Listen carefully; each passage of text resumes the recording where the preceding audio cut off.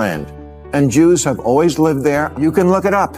It's in this book called the Bible. It says the Jews built a temple with a really big wall 7 centuries before Muhammad or Islam ever existed. And sure as shit, you can still go there and touch it. Calling Jews colonizers in Israel is like calling Native Americans colonizers here. It's ridiculous. To mark the October 7th, I guarantee that the side of the country that voted for Trump, they hear Nazi and they just go, oh, you're calling us Nazis? First of all, it's a bit of a false premise, as bad as they are.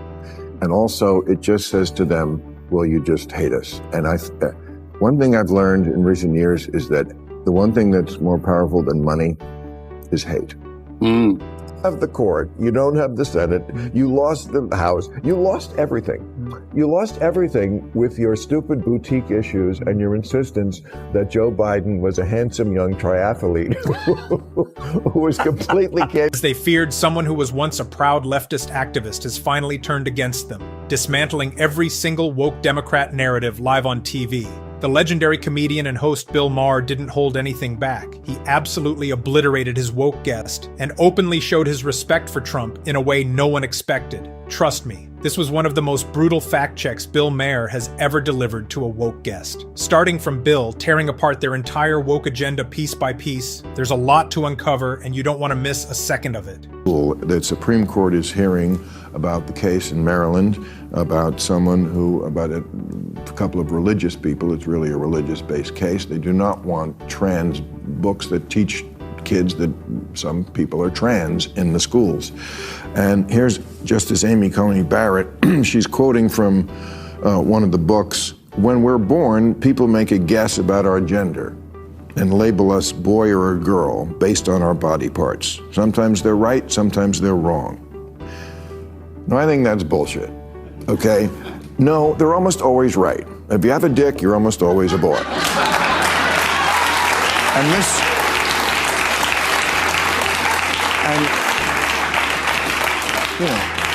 I think it's okay to teach kids, there's a default setting for humans, and if you're not part of that default setting, it doesn't make you a worse person.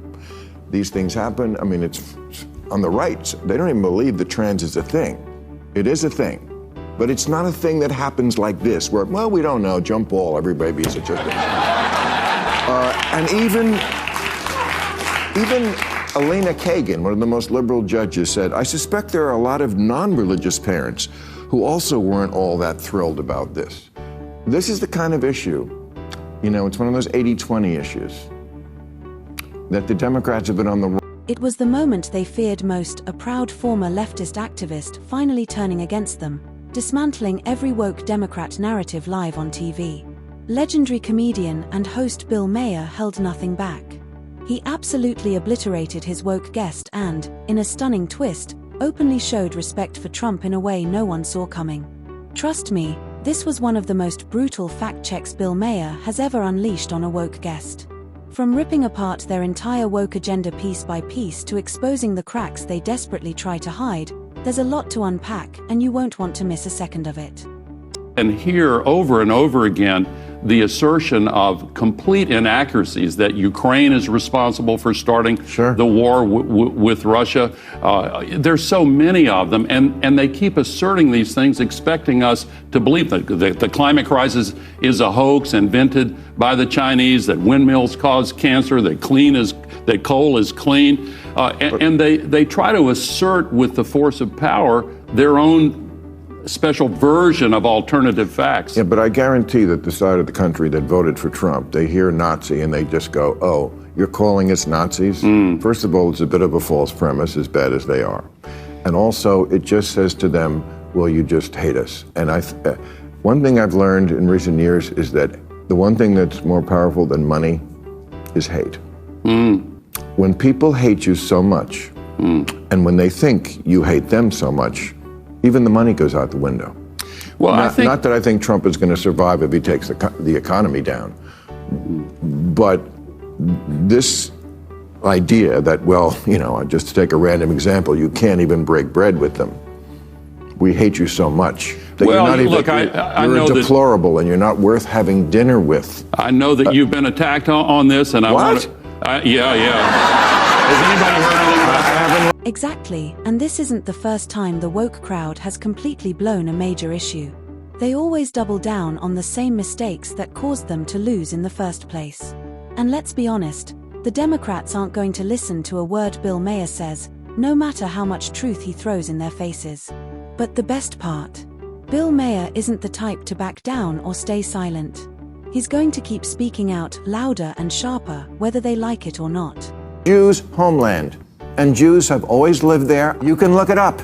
It's in this book called the Bible. It says the Jews built a temple with a really big wall 7 centuries before Muhammad or Islam ever existed, and sure as shit, you can still go there and touch it. Calling Jews colonizers in Israel is like calling Native Americans colonizers here. It's ridiculous. To mark the October 7th anniversary, we must launch a campaign to educate young Americans about the Middle East. And the way I'd like to begin that process is by addressing an open letter to Chapel Roan, a great new recording artist who, like a Hezbollah pager, is really blowing up.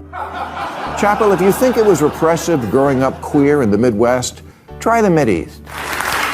Chapel, did you know that for 2,000 years, Palestine was like an Uber driver with a 3-star rating? Nobody wanted it. And there was never any Arab country called Palestine. Chapel, you're not wrong that oppression is bad, or that Palestinian and many other Muslim populations are oppressed and deserve to be freed. You just have it completely ass backwards as to who is doing the oppressing.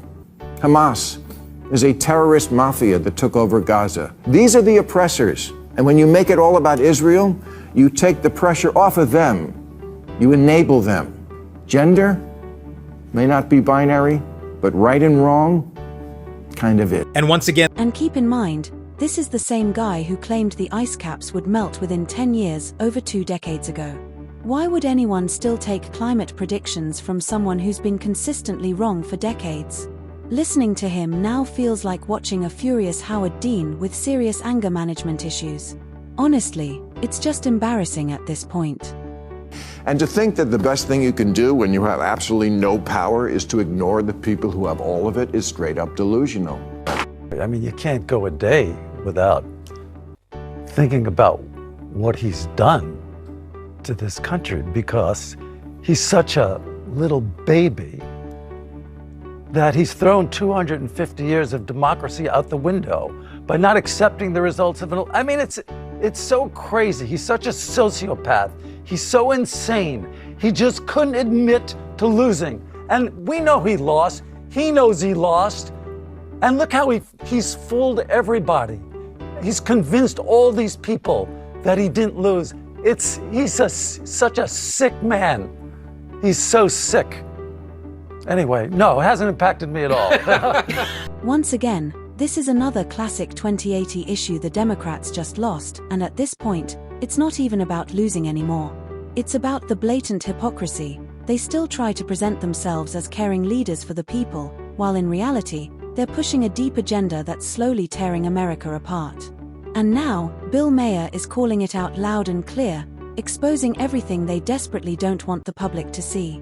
100 days is that the bad news is it's the worst first 100 days in U.S. presidential history. I can't think of a presidency that had it worse. But the good news, I think, for the country is it's the worst first 100 days in U.S. presidential history.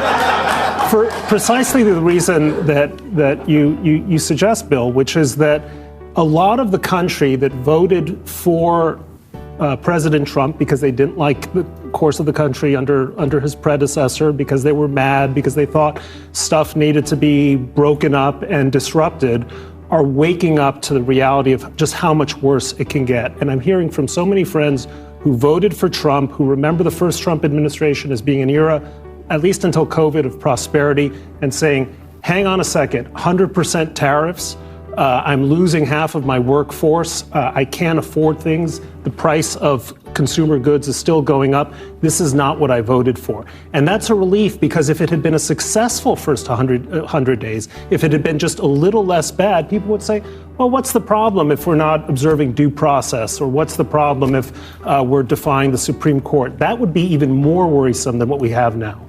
And while he's talking, it's obvious you can see right through the nonsense. It's pure BS.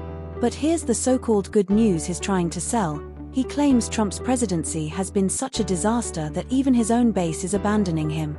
Of course, anyone with a shred of common sense knows that's just another desperate attempt to spin the narrative, because the reality on the ground tells a completely different story. Talk about Trump voters and how they feel. Do they regret their vote? I mean, this is the big question, right? I hear all these stories, all these articles. All the Trump voters, they regret what they did back in 2024. I'm here to tell you, very few of them regret what they did back in 2024. What are we talking about? Trump voters looking back at 2024. We got a new poll out. The poll was conducted this month. What percentage would change their vote to a different candidate? We're talking just 2%, just 2%. That's not even a wide spot on the road. And then there's this additional 1% who's... And that's the craziest part. It's their own media that's now starting to expose all the lies, hypocrisy, and games they've been playing. They spent years carefully building this fake narrative, and now it's all crumbling right in front of them, with their own people pulling back the curtain.